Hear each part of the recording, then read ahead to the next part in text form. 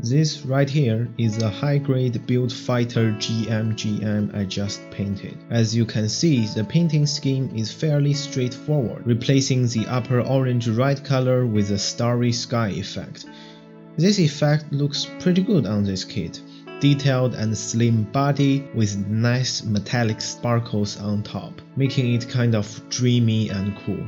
I really like it. If you want to know how to do the starry sky, just check out my tutorial I made before. Not a high production value video to watch, but it is pretty short and concise. The process with this build is what you expect for street painting. The most problematic parts are the forearms and the heads, because they have annoying seam lines. Not gonna lie though, this is a really rushed build. I was way too hasty with the cleaning up and the sanding process. Forgot to do a lot of things I was planning to do, only thinking about how to paint this fast and efficient. You may already notice a couple of flaws here and there, like how the front of the forearms have scratches caused by rough sanding, and the top of the head have cracks also caused by rough sanding. After painting, the OGGM head still looks the best. I messed up the baby head with the panel lining, so did not take any shot with it. This astronaut head, however,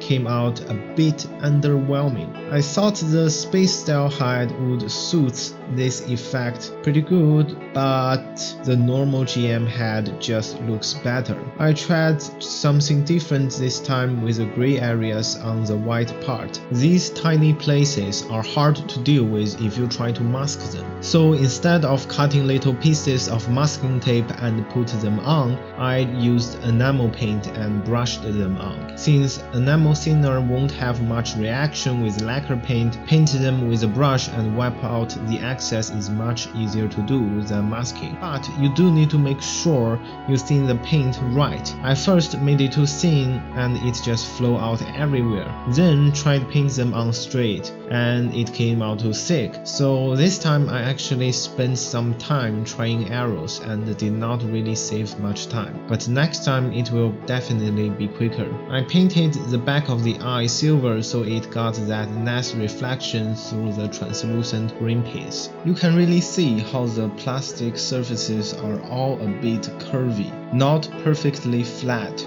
with the metallic paint. This is why professional builders sand every surfaces, to make them all even and smooth. But normally if you paint them with a top flat coat, they are not this prominent. Those two dents on the shield are pretty noticeable. I painted 2 beam spray guns. The kit itself only came with one. I took the other one from the weapon support kit. These 2 guns was the last to paint, and it really shows how impatient I was. The transition with the shading is quite rough, and I feel like the shading is also too strong. I tried using some cheap LED light strings to take some nice shots. These came out pretty good. Nice warm yellow light with the starry sky gives it kind of a Christmas tree feeling. This photo I took used a tiny spotlight from the behind. The sparkles shines beautifully, and the silver paint in the eye did a great job of reflecting the light. This last